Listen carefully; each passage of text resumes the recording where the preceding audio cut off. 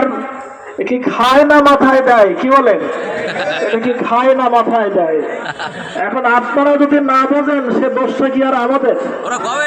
আপনারা এক সময় বলেছিলেন যে কেয়ারটেকার সরকার পাগল ছাড়া আর শিশু ছাড়া কেউ বোঝে না, কিন্তু আপনারা এক সময় এসে ঠিকই কেয়ারটেকার বুঝেছিলেন।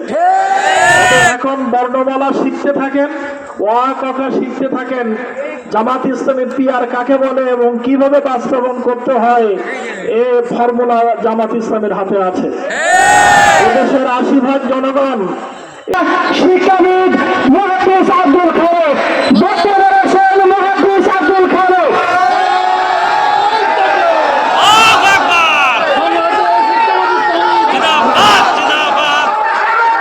আসসালামু আলাইকুম ওয়া রাহমাতুল্লাহি ওয়া বারাকাতুহু। ওয়া আলাইকুম আসসালাম ওয়া রাহমাতুল্লাহি ওয়া বারাকাতুহু। নাহমাদুহু ওয়া নুসাল্লি আলা রাসূলিহিল কারীম, আম্মা বা'দ। আজকের এই বিশাল বিক্ষোভ সমাবেশ এবং মিছিল, এই প্রোগ্রামের জনাব সভাপতি, সম্মানিত জেলা আমির সহ জেলা শহর সদর শাখার সম্মানিত নেতৃবৃন্দ, প্রাণ প্রিয় সাতক্ষীরাবাসী, আমরা আশা করেছিলাম জুলাই বিপ্লবের পর 5ই আগস্টের পর কোনো দাবি নিয়ে রাজপথে নামার দরকার হয়তো হবে না, কিন্তু এই সরকার আমাদেরকে বাধ্য করছে। বাধ্য হয়ে রাজপথে আজকে আবার আমাদেরকে নামতে হলো, আবার আমাদেরকে রক্ত ঝরাতে হবে কিনা জানি না, কিন্তু আমাদের ঘাম ঝরাতে হচ্ছে।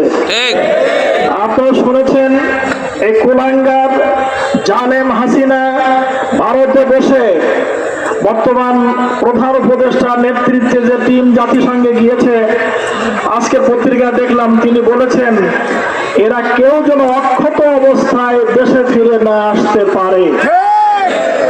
এটা লজ্জাজনক না? কেউ যেন অক্ষত অবস্থায় দেশে ফিরে না আসতে পারে, সবাইকে মারতে হবে, আহত করতে হবে, প্রয়োজনে নিহত করতে হবে, এই ধরনের হুমকি ভারতের মাটিতে বসে এই সুসাইডুর বলে না, হ্যাঁ, গাছে ওঠে ও অনেক উপর থেকে সে ঘোষণা করেছে যে কেউ যেন অক্ষত অবস্থায় ফিরে না আসতে পারে। তাই তো? তাহলে নিচে নামেন, গাছের থেকে আসেন, ভারত থেকে বাংলাদেশে চলে আসেন, চলে আসেন। এদেশের মানুষ আপনাকে অপেক্ষায় আছে, আপনাকে দাওয়াত দেওয়ার জন্য এবং আপনাকে ভুরি ভোজ খাওয়ানোর জন্য। অতএব অক্ষত কেউ ফিরে আসবে না। তোরা আপনি পালায় আপনার দলবল নিয়ে কেন ভারতে চলে গেলেন? অতএব এই যে জাতে ফ্যাসিস্ট, জাতে রক্তে মাংসতে ফ্যাসিস্ট, এই যে জানেন, এই যে ঝগড়াটে, এই যে দুষ্ট প্রকৃতির, এ ব্যাপারে আমাদের বুঝতে অতীত বাকি নাই। আবার এই সময় যে ভারতে হুমকি দিচ্ছে কেউ যেন ওখান থেকে অক্ষত না চলে আসতে পারে, এটা লজ্জাজনক। সেখানে ডিম মেরে হামলা করছে, তারপরে নেতৃবৃন্দের হোটেলে যে হামলা চেষ্টা চালিয়েছে, সেখানে মামলা করতে হয়েছে। আমেরিকা সহ বিশ্বের সামনে আমাদের মাথা আবার নত হচ্ছে যে এই ধরনের ন্যাক্কারজনক ঘটনা বাংলাদেশের লোকজন ঘটাতে পারে। বন্ধুগণ, আমরা দাবি করেছি পিয়ার পদ্ধতিতে নির্বাচন, আমরা দাবি করেছি দ্রুত বিচার সমাধান, বিচার করা, পিয়ার পদ্ধতিতে নির্বাচন করা। একটি রাজনৈতিক দল তারা বলছে পিয়ার কি খায় না মাথায় দেয়, কি বলেন? এটা কি খায় না মাথায় দেয়? এখন আপনারা যদি না বোঝেন সে দোষটা কি আর আমাদের? আপনারা এক সময় বলেছিলেন যে কেয়ারটেকার সরকার পাগল ছাড়া আর শিশু ছাড়া কেউ বোঝে না, কিন্তু আপনারা এক সময় এসে ঠিকই কেয়ারটেকার বুঝেছিলেন। এখন বর্ণমালা শিখতে থাকেন, ওয়া কথা শিখতে থাকেন, জামাত ইসলামী পিয়ার কাকে বলে এবং কিভাবে বাস্তবায়ন করতে হয় এই ফর্মুলা জামাত ইসলামের হাতে আছে। এদেশের ৮০% জনগণ, এদেশের ৮০% জনগণ পিয়ার সিস্টেমের পক্ষে, আর বাকি 20% সমর্থন নিয়ে এই সরকারের প্রধান উপদেষ্টা তিনি কিভাবে এটা বলেন যে এটা সংবিধানে নাই। আমাদের ইলেকশনের চিফ ইলেকশন কমিশনার উনি বলেছেন এটা ইলেকশনের বিধিমালায় নাই, এটা সংবিধানে নাই। নাই বলেই তো আমরা দাবি করি, থাকলে কেন দাবি করতাম? এতটুকু কি আপনারা বোঝেন না যে নাই? তো নাই বলেই তো দাবি করি। আপনি কিভাবে আসলেন? আপনি সংবিধানের কোন ধারায় এসেছেন? এদেশের গভর্নমেন্ট কোন ধারায় গঠিত হয়েছে? এখানে ধারা হলো জনগণের চাহিদা, জনমতের চাহিদার প্রেক্ষিতে এই পিআর পদ্ধতি মেনে নিতে হবে। বিচার, যারা খুনি, যারা হত্যাকারী, হাত কেটেছে, চোখ তুলে নিয়েছে, তাদের বিচার করতে হবে। এটা কি সংবিধানে নাই?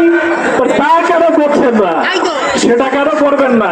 এটা সংবিধানে নাই, এটা আইনে নাই, এটা অমুক জায়গায় নাই। এই নাই বলে আমাদেরকে সময় খাপন করে এদেশের জনগণকে উত্তেজিত করবেন না। অতএব দেরি না করে পিআর সিস্টেমে নির্বাচন আপনারা দিয়ে দেন। পিআর সিস্টেমে নির্বাচন হলে মাস্তানি বন্ধ হবে, চাঁদাবাজি বন্ধ হবে, সন্ত্রাস বন্ধ হবে। যারা যে পার্সেন্টে ভোট পাবে সেই পার্সেন্টের ভোট নিয়ে সংসদে যাবে, সংসদ সমৃদ্ধ হবে, সিনিয়র ব্যক্তিদেরকে দিয়ে পার্লামেন্ট ভরপুর হবে, সেখানে তারা দেব জাতির পক্ষে কথা বলতে পারবেন।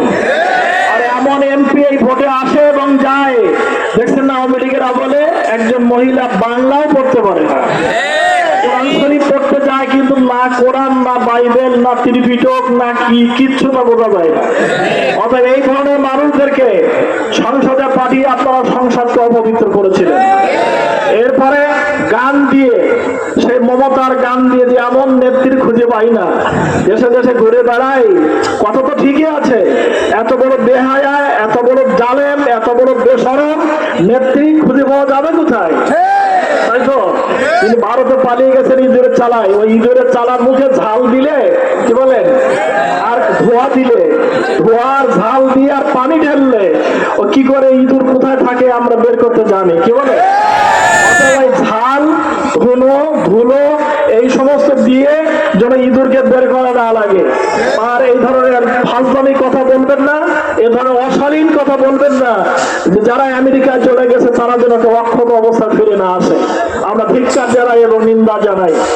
এরপরে মিছিল হবে, মিছিলে যেতে হবে সবাইকে, কি বলেন? আমিও একদিকে যাবো মিছিলে। যারা